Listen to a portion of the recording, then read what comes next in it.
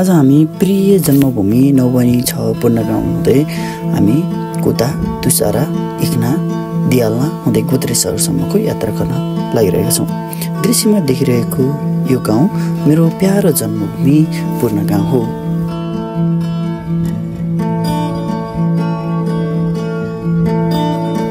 यसैसँगै हाम्रो यात्रालाई करिब रूपमा अगाडि बढाइरहेका छौँ।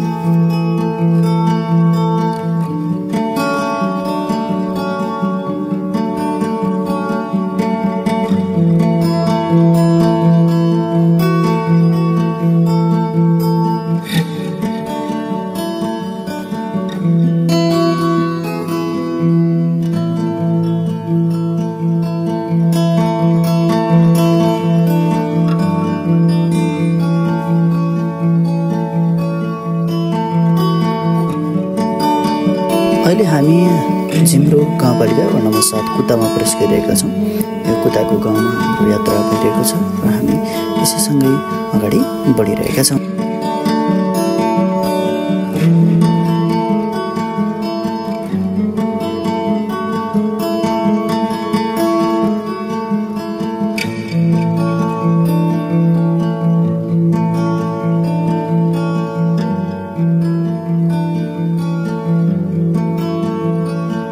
दृश्यमा देखिएको यो गाउँ कुता हो, जुन जिम्रो गाउँपालिकामा पर्छ। एकदमै विशाल अनि प्राकृतिक रूपले एकदमै सम्पन्न गाउँ रहेको छ। कुता हुँदै अहिले हामी तुसारामा आइपुगेका छौँ।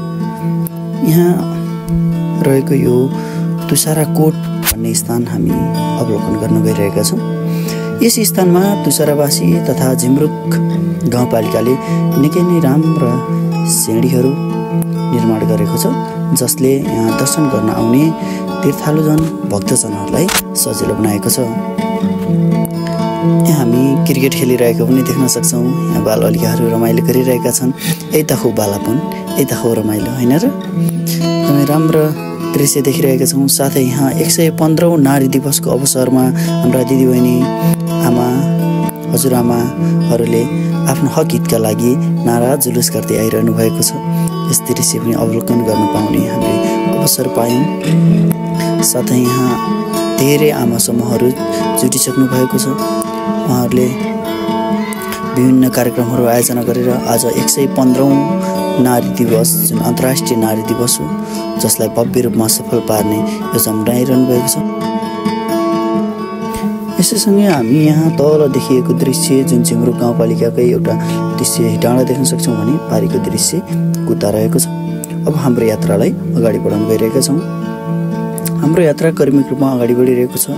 हामी जिम्रो गाउँपालिकाको गरगरे पहिरो, जुन एकदमै अप्ठ्यारो पहिरोमा आइरहेका छौँ र हाम्रो यति बेला एकदम बाटो अप्ठ्यारो कारणले गर्दा असहज महसुस भइरहेको अवस्था हो यो।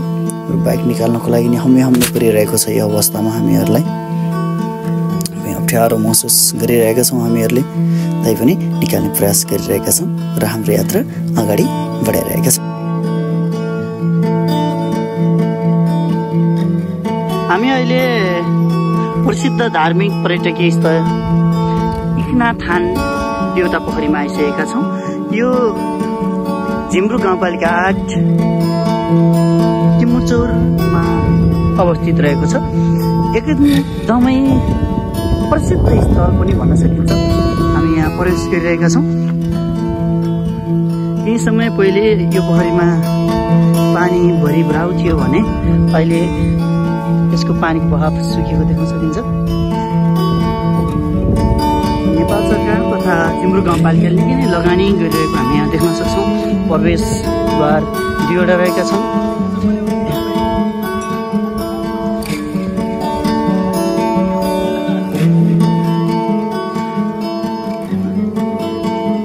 यहाँ अहिले पार्टिसन गरेर घरपालुवा वस्तुहरू चराउन लगिन्छ, त्यसलाई बन्देज गर्नुपर्छ भन्ने कारणले गर्दा यहाँ पार्टिसन गरेर छेकबार गरेको पनि देख्न सक्छौँ।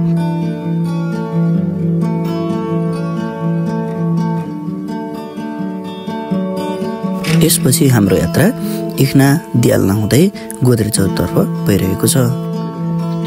नमस्कार, अहिले हामी गौमुखी गाउँपालिकाको एकदम सुन्दर स्थान पुजामा आइरहेका छौँ। पुजाको यो गोद्रेचौर भन्ने स्थानमा जुन पर्यटकीय हिसाबले एकदमै प्रसिद्ध रहेको छ। यहाँ बनेका आकृतिहरू पनि एकदमै राम्रा छन्, रौनक छन्, जसले गर्दा गौमुखी गाउँपालिकाको जुन पर्यटन प्रवर्धनको लागि निकै नै टेवा पुगेको छ। उता देख्न सक्नुहुन्छ यो पूजाको बस्ती हो, यो उपल्लो पूजा हो, जसले यहाँको भूगोललाई समेटेको उच्च स्थान हो। यहाँ कुनै समयमा हिउँ परेको पनि देख्न सक्यौँ। आजको मौसम पनि हिउँ पर्ला जस्तो छ, तैपनि हिउँ देख्न पाउने अवसर चाहिँ पाउँदैनौँ होला, किनकि अझै पर्ला जस्तो पनि छैन, पर्ने सम्भावना चाहिँ देखिरहेका छौँ। यता हामी देख्न सक्छौँ राष्ट्रिय झन्डा फहराइरहनु भएको छ। यहाँका स्थानीयहरूले यति राम्रो कार्य गर्नुभएको छ, नमुना चिजहरू बनाउनु भएको छ, जसले पर्यटनलाई एकदमै प्रवर्धन गरेको छ। हामी उता अर्को बस्ती पनि देख्न सक्छौँ। आहा, कति राम्रो बस्ती, अझै राम्रो बस्ती छ, देख्न सक्नुहुन्छ। हरिया फाँटहरू, मिलेका घर, मिलेको बाटो, आहा, बाटो नपुगेको कानै छ। र नेपालका बस्तीमा नेपाल सरकारले लगानी गरेको छ, यातायातलाई सजिलो बनाएको छ। तपाईँ पनि यो गोद्रेचौर आउन सक्नुहुन्छ, हेर्न सक्नुहुन्छ। तपाईँ यता झिमरुकबाट पनि गोद्रेचौर आउन सकिन्छ भने उता गौमुखी गाउँपालिकाको ठुला बेसी हुँदै उता पूजा गाउँफाटा हुँदै माथि निस्केर पनि गोद्रेचौर आउन सक्नुहुन्छ। गौमुखी गाउँपालिकाका प्रसिद्ध स्थल झाँक्रीढुङ्गा अनि तामाखानी अनि गौमुखीको यो गौमुखी एउटा नदीको उद्गम स्थल पनि छ। त्यो मध्ये तिनीहरू समग्र मध्ये एउटा यो गोद्रेचौर पनि एउटा प्रसिद्ध स्थल हो, जसले गौमुखी गाउँपालिकालाई रिप्रेजेन्ट गरिरहेको छ। यहाँबाट तपाईँहरू उता झाँक्रीढुङ्गा रजौरामा रहेको झाँक्रीढुङ्गा पनि जान सक्नुहुन्छ। उता पारी देखिएको यो अँध्यार देखिएको ठाउँ चाहिँ झाँक्रीढुङ्गा पर्छ त्यता। अनि त्यता हुँदै हामी तामाखानी पनि त्यतै पर्छ।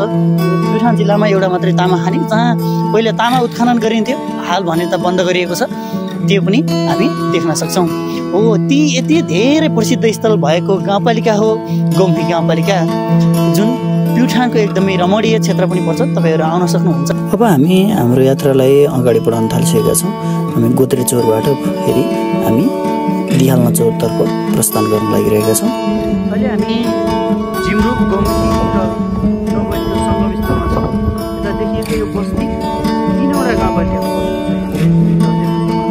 झिमरुक, गौमुखी र नौवैनीको तीनवटा गाउँपालिकाको बस्ती रहेको ठाउँ हो। हामी यहाँ देख्न सक्छौँ यो लालीगुराँस रङ्गशाला, झिमरुक र गौमुखीमा पर्ने लालीगुराँस रङ्गशाला।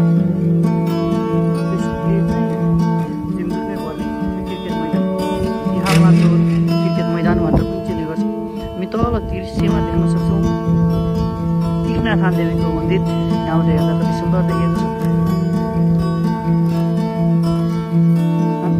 यता हेऱ्यौँ भने हामी यता नौवैनीको क्षेत्र हेर्यौँ। यो तल देखिएको क्षेत्र झिमरुकको हो भने अहिले यो देखिएको क्षेत्र भने नौवैनी,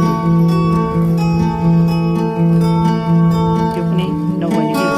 लेखाबाट दिहालमा चौराउने यस लगत्तै हामी अब यहाँदेखि घर फर्किने क्रममा छौँ। अहिले हामी हरिया जङ्गलमा लालीगुराँस फुलेको मनोरम दृश्य अवलोकन गरिरहेका छौँ। यो हाम्रो राष्ट्रिय फुल, कति आनन्द आउँछ यो राष्ट्रिय फुललाई हेर्दा नै। यस दृश्य अवलोकनसँगै आजको हाम्रो यस गन्तव्यलाई यहीँ बिट मार्छौँ। हस्त नमस्कार।